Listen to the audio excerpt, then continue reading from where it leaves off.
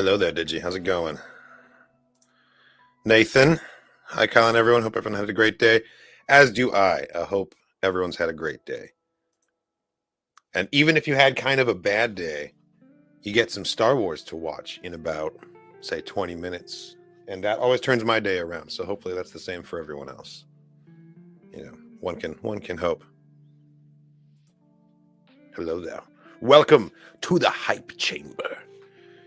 You may notice a particularly awesome flag hanging behind me. Look at this thing. Yeah.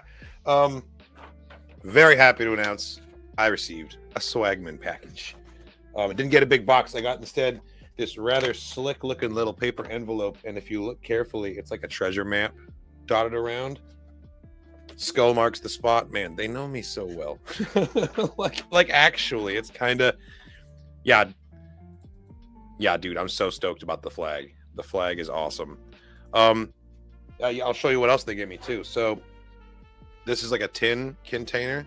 So, yeah, you can see that pretty well. Styled to look like a case of Republic credits, you know. It's kind of nice to get an up close look at what their money looks like, since it's becoming such a plot point. Like what time period is Atten stuck in? You know, why is their money so remarkable to the pirates? Well, you can look at it here, and right now it's empty, but it had a thick ass bar of chocolate in it with the Skeleton Crew logo on it. It's currently upstairs in the fridge. I'm gonna dive into that thing later. Kind of intimidated by it. It's like as thick as this container. Look at that. Just imagine that's chocolate. It's intense. I've seen some people on Twitter that got those have already finished theirs, and that makes my teeth hurt just thinking. But I don't know.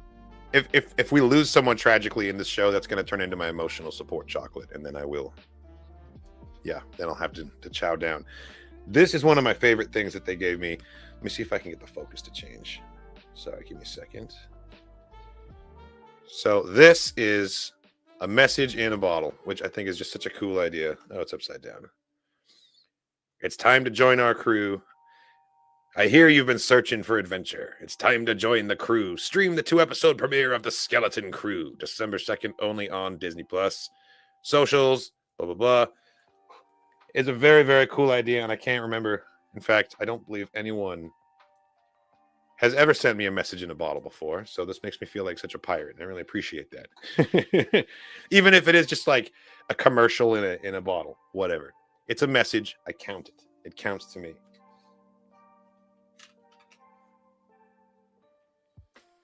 That's what I'm thinking too. I'm thinking it's either High Republic or proper Old Republic. I'm gonna go ahead and guess High Republic, just because also from like the outside, like the meta perspective of the show, that's what Disney's really leaning into is the time period that they created themselves. Like they really are trying to set themselves apart from like the legacy Star Wars stuff, so they can refer only to their own created properties. And I think that this is another way of tying that back into the fold. Is, you know, all roads. If anything historical happens in the foreseeable future, it's going to be High Republic related, like because that's their product. That's what they've created, is the High Republic. So that's where the attention will always be drawn to. And also, it's dope. Like, I'm not complaining. I would love to see more High Republic on screen. The Acolyte was but a taste. And I guess technically, okay, give credit where it's due. Jedi Survivor was the first time, right? That was the first time we really saw live on screen, as close to live action, like photoreal graphics, you know? I just love the color schemes of the outfits in the High Republic. And like the Jedi robes, the gold and white, it's so slick. But also the architecture, the way they rooted in like the way Star Wars is very 70s and 80s retro futurist, like cassette futurism inspired. They kind of shift the aesthetic back even more. So like everything we've seen High Republic is more like 1950s and 60s era sci-fi influenced, and I love that. It's a very clever way of showing the evolution of the galaxy through like architecture and technology, but like it resembles the evolution of science fiction through art history here on Earth in terms of like the genre, the decade influences. Because you can totally tell when you look at a piece of art, like a piece of science fiction art, if it's from the 70s, 80s, 90s, like there's just little stylistic tells. And they've added that here too. And I love it.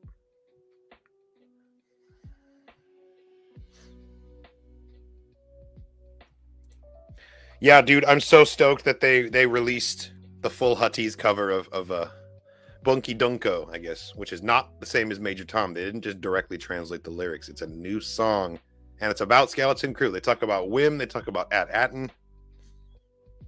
I'm learning to sing it. I was already planning to cover like karaoke Major Tom when I went to Japan for Celebration next year, but now I'm going to sing it in Huttese. Why not? It's going to be great. And if it's terrible and Swagman is there to hear it, they can just think to themselves, you have done this by giving me this information. You gave me the ability to learn the song in Huttese, whatever the consequences may be. Speaking of Swagman, I'm officially Swagman's first mate, and now I have a pin to prove it, which is pretty sweet. I'm going to add that to the collection right next to the Yord Horde sticker. R.I.P. This pin I'm very stoked about. It is the school patch from the kids' jackets at the school on Atten. And all right, this is going to be another camera focusing adventure. Give me a second. But the actual patch itself, it's not, but it looks like it's embroidered. It has that texture to it, which again just really leans into like that retro 70s aesthetic. I love it. Such great like production design choices being made on this show. It really is evocative of the 80s in so many great ways. I've always been a part of Neil Nation, but I have the pin to prove it now. So thank you for that, Swagman. I appreciate it. A sticker sheet, because these things, often come with these. And I love how much Aurebesh we're getting in that, like, I feel like Star Wars merchandise used to kind of be afraid of giving you just Aurebesh text instead of English. And now they're really leaning into it, giving you products that feel like the sticker could exist in the galaxy, Things that could feel like they subtly feel like they could be in universe. And I want more of that. I've always wanted that, and the fact that we're getting it now is pretty great. It's been great so far. I think episode 3 is going to make or break like the beginning of the story here. Everyone's characters have been introduced really well. The setup is there, like the way they've contrived the scenario for like the kids to meet Jod for the first time with an awesome Pirates of the Caribbean reference. Like, I love that so much. Depending on what happens next, like how they escape the prison, like I have a lot of questions, and I'm waiting till the end of episode 3 to really decide, like, make up my mind about the show, But so far, I've had a really good time. It's happening. It's been set in stone, etched by a lightsaber in this moment in time. We're going to do it, dude. Almost. We've still got over 10 minutes by my clock here. They also gave a little bandana, which is totally dope. It has the same it's upside down there. I love that this is a version of the star map of the galactic compass kind of that we see in Ahsoka. It's been like stylized to be all piratey. It's a really cool idea. And just like on the flag itself, like SM-33 being the skull and crossbones, like that's so much fun. Yeah, no. Easy 11. I'm waiting for there to be like a starship inside a cave, like One-Eyed Willie's ship at the end. Although I guess that's kind of how they started it though, with the Onyx Cinder. Yes, Murder Paws approved. I put the bandana on her, and she was very happy about that because it was kind of cold in the house at the time. So, double win. And then I showed her the rest of the stuff, and she did not care. So, Miss Murder Paws is fickle when it comes to her, her approval. You don't just get her approval on everything. She really thinks about it, and usually says no. As all cats do.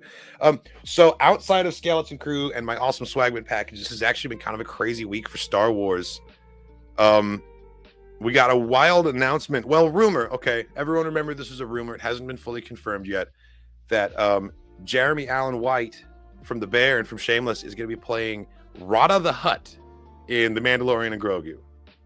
Rada the Hutt, Jabba the Hutt's son, that was kidnapped in the Clone Wars movie, kind of like propelled the entire plot of that. He's going to be grown up, obviously, like a lot of time has passed, but of all of the cameos, I don't think that was even on my list. Like, people have been wondering what the hell happened to that kid for so long. The last time his name even came up in the discourse, I remember, was when Visions came out with that musical episode, and there's a Hutt musician in the band, and people speculated that might be Rada. But it's pretty wild. Yeah, Rada's totally ripped now, just like Gracchus the Hutt. And not Borko. I don't remember his name. It started with a B. There was a Hutt in the High Republic comics who was also totally jacked. Rode to battle on like a Rancor. It was great. Yeah, what the hell? Sure. The more I think about it, the more I wonder if it's legit. Like, obviously, if Rada the Hutt showed up, that would be amazing. That's a classic Dave Filoni maneuver. Also, I know Jon Favreau is the one directing this movie, but like, Filoni is behind this if this is in fact happening. But also, if you were trying to like root out a mole in the production, like, this is the kind of like extremely specific but really wild rumor that you would tell just one person to see if it leaks, because you're trying to find the leak in the operation. And if that's so, like, I'm like, is it real, or is this something else? I am at the point where I can sing along to it without looking at the lyrics when the song is playing, but I cannot recall them. It's a process. I'm actually doing okay. I'm doing okay, but it's a process. I'm by like the next episode, I think I'll have it down. I think I'll be off book. And then, we've got until April to dial it in. So we're on track.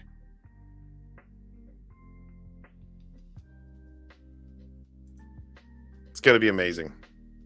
If it in fact is real, I'm looking forward to the performance, but I'm looking forward to the memes almost even more. Like all of the bear memes with Hutts. They make themselves almost, like, okay, so there is something else that we need to talk about that happened on Star Wars Twitter this week. That is a little disconcerting is one word. I'm just kind of like flabbergasted. What is this? All right, what is this? What am I seeing? Why is this all over my timeline? This is Gara Zeb Aurelios's foot. Live action Zeb's foot. And I don't know where it came from. It's got a white background, and I'm assuming it's from like a visual dictionary, or maybe even like a production still from Mando season 4. But like, I'm so sick of seeing this damn foot. All right, I'm not Agent Callus. I'm not into this. I don't want to see it every day. Like 1 in 3 posts on the timeline has been about Zeb's goddamn feet.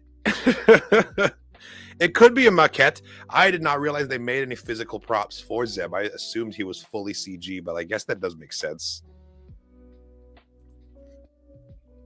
Yeah, these images were commissioned by Tarantino in an advisory role for the production. We got Zeb feet pics before.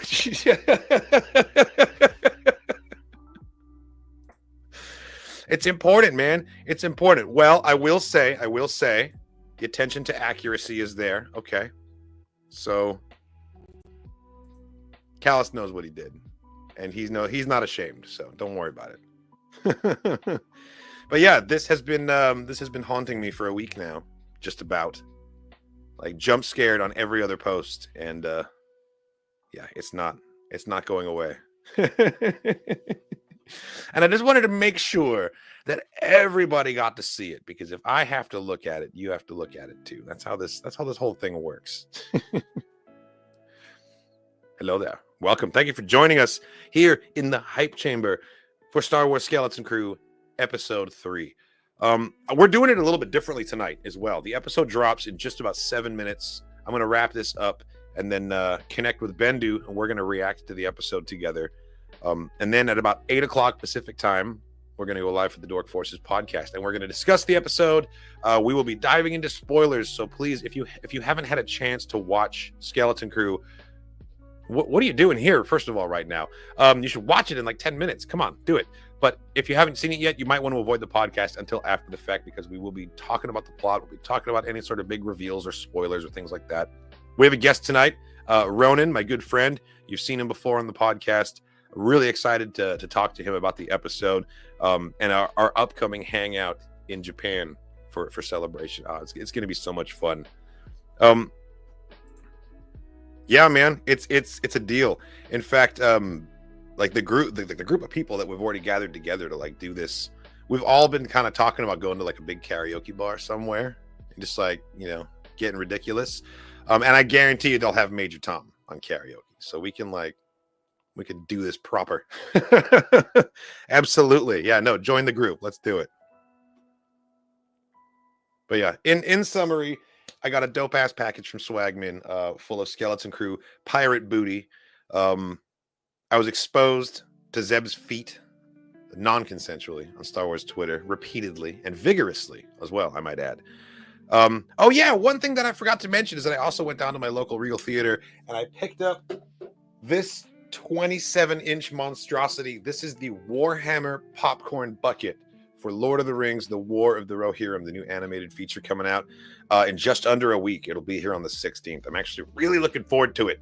I got to see the first 8 minutes of the film, and it is dope. Can't wait for the rest.